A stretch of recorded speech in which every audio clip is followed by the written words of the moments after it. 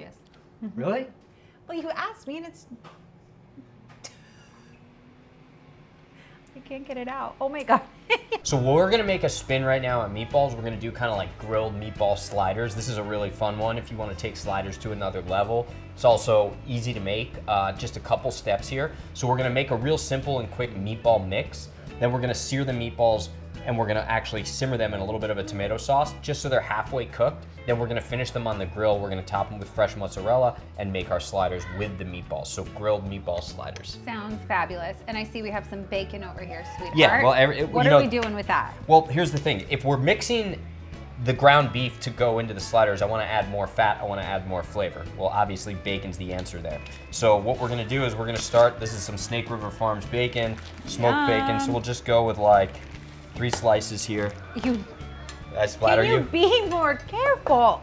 So we're gonna render the bacon first because we want to use this bacon fat in the slider mix as well. So the meatball mix is an 80-20 blend, but with this fat in there, it's gonna bring it down to like a 75-25 blend. So we've got a pan going back here. I'm just gonna throw this bacon in. Once again, 3 thick slices. Gonna start rendering that bacon off right there. Half of an onion. This is what's going inside, and you can use this meatball recipe in any capacity, not just for these grilled meatball sliders. Andrew makes a killer meatball, I will say. I'm making a killer meatball. That's the Italian one in of me. the first things, like dinners. Yeah. You made me was meatballs, and I did. was like meatballs. I mean, I was impressed because you threw in a little bit of everything, and they were the best meatballs I've ever had. She didn't even know. But the funny thing is, I actually ordered them through Uber Eats. It's like Costco. Yeah, it was Costco like, meatballs. These are amazing. But I was like, hey, I called her. I said, what are you doing tonight? She's like, I don't have much going on. You hungry? Yeah, I'm hungry. You want some balls? So it worked out really well. So this is what you learn in culinary school, okay? Let me show you what you learn in culinary school. I remember. I still remember. You remember this from culinary school? It was the worst. This is how you're supposed to dice an onion, right? You go Go down like this. Yep. And then you go across. Okay, you that leave the way. butt end Yep. whole. Then you and go that way. You go across here. Yep. And then Okay, you. right? Then And then you dice. go like this, and it creates this dice. Yeah. Now you're stuck. You do a bag of onion. You're Now you stuck with have- the butt end yeah. of this onion. So then you got to take this. You got to cut this down. Then you got to take it across. Now I don't get a perfect dice on there. So you have all these onion pieces.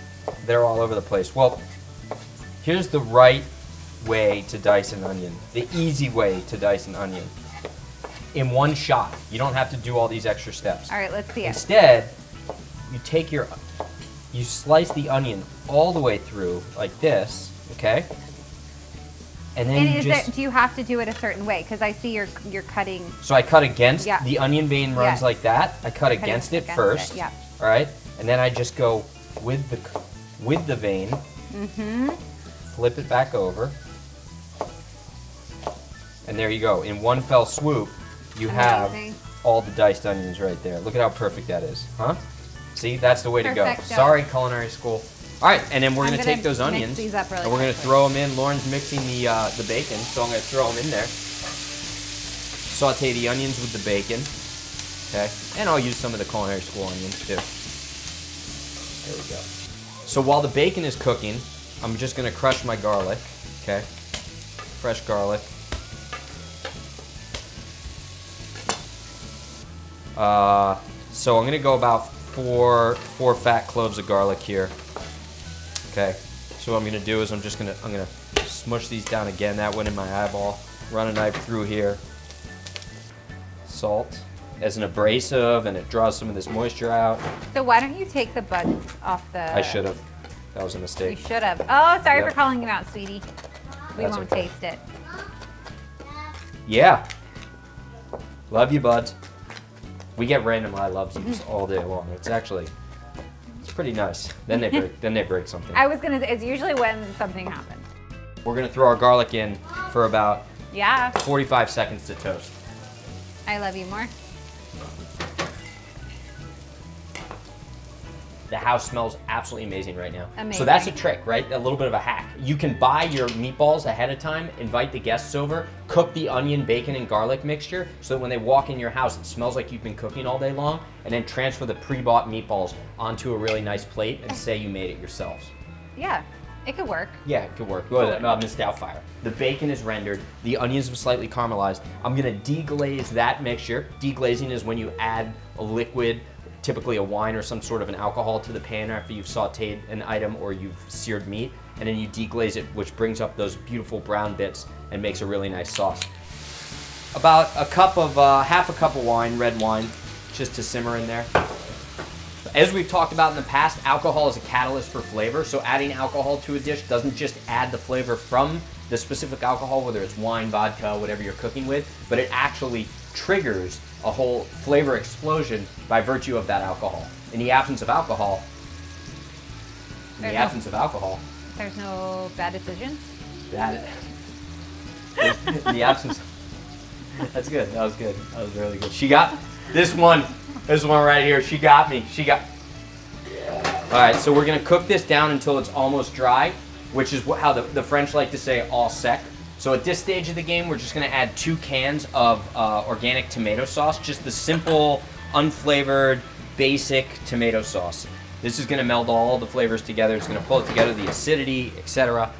This is the sauce that we're going to use to simmer the meatballs. It's important that we make it first because we're also gonna mix some of this into our meatball mixture. As mentioned, we've got about a pound and a half of 80-20 ground beef. The ratio of fat to meat. So 80-20 means 20% fat to 80% meat, 75-25, 90-10, etc. So when you're cooking burgers in general or anything that you're grilling, you want a higher fat content. That fat is the flavor, it's what keeps it moist all the way through the inside. If you're mixing it and making meatballs, you can do a 90-10. Or this would be the type of recipe where if you had like elk meat. Elk meat? Well, no, I'm thinking Who like has elk meat?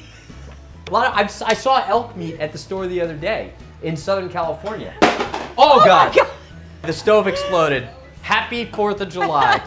If you want to have any lean meat, right, venison, elk, buffalo, those are typically like 90-10, 95, but then you can mix in fats and flavors like we're doing right now. To start, I want spice, I want kick. You can do red pepper, green pepper, yellow pepper, which are the same peppers ultimately at different ripeness stages. Sorry, I went on a tangent there. I love it. But we're gonna add Aleppo pepper, which is just a really good dried chili pepper. But they could use whatever. Yeah, you can use any pepper. You can use hot sauce if you want. Okay, and then fresh basil. I got some fresh basil I'm gonna pick here. Quick chop. Yep. You know, what she doesn't know is that sometimes before she wakes up in the morning, I take a little bit of fresh basil and I put it in her pillowcase. And when she wakes up, she's in the greatest mood in the world, ready to face the day. Yeah, ready to conquer the day. Yep, basil. Yes. That's the trick, all you husbands out there. Fresh basil in the pillowcase. Okay, so we got fresh basil. We'll add a little bit of salt to this mixture as well. Go ahead and grab me 1 egg. We'll do 1 egg to about a pound of meat. And then some panko breadcrumb to pull it together. 1 egg. 1 egg. We've got a little, I use Worcestershire in everything. I can never say it. So we're gonna do about, I don't know, a couple teaspoons of Worcestershire in here. Okay. And then I've got my tomato mixture, which has the bacon, onion. I'm gonna add that off to the side. I'm not gonna mix it directly onto the meat. I'm gonna kind of temper it in because it's a bit hot. So she's slowly mixing that in, and then I'm gonna add breadcrumb to pull it all together. I love the panko breadcrumb, which is just extra dry breadcrumb. It's almost been like electrocuted, and it makes it really light and puffy, and it can absorb all of those flavors. And it doesn't give you that dense, heavy mouthfeel that a traditional breadcrumb would, especially to a meatball mixture. There you go. Okay, while she's mixing that, I'm gonna add some grano padano cheese here. Basically Parmesan, just some freshly grated Parmesan. So now what we're gonna do is we're gonna make the meatballs, and we're actually gonna put them back in here, right? Yeah, we're gonna roll these into like basically massive sliders. Now, if you were making traditional meatballs, I would roast them at this point and then finish them in the sauce. We're gonna just set these in the sauce because we're gonna finish them on the grill. You can also make this ahead of time. So you can make these and set them in the sauce, and then you can leave them in the refrigerator, and then you can pull them the next day and finish them on the grill. So it's also, you know, kind of a great way to get ahead during the week. So now we're gonna take this, we're gonna throw it back on the stove, and we're gonna simmer it, and we're gonna let the outside set, and then we're gonna finish this on the grill. Alrighty. All right, let's grill some balls. Are we putting these directly on? Yeah, just right on the grill, yeah. This is getting crazy. I know. Is this another kiss on the grill situation? Kiss, then we'll put them up top. We'll get a little more smoke in there, and then we'll melt the cheese on it. So let's give this lid a close. Oh, I can't wait. Crispy bacon, meatballs. All right, Yep, just give them a turn. give them a turn. Let's get some mozzarella on there. All right. Okay, we're lining this fresh mozzarella on top of the meatballs. Okay, fresh off the grill, we got our grilled meatballs. Who would have thought meatball sliders, grilled, Not smoky? me. Not me. I could smell the smoke. Yeah, coming so off. that's the whole It thing. You got the smells so smokiness, good. the bacon crisped up on the outside. So now for the final step, we're gonna add some umami. I'm gonna hit this with just a ton of fresh parm over the top.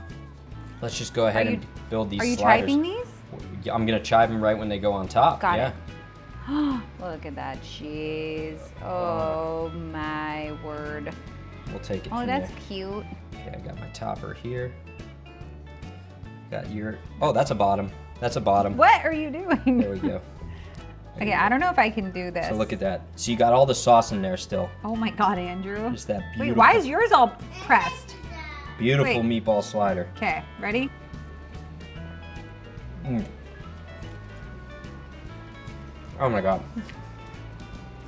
I gotta have 100 of these. Mm-hmm. More chives. You're getting crazy. That's it right there. I have no words.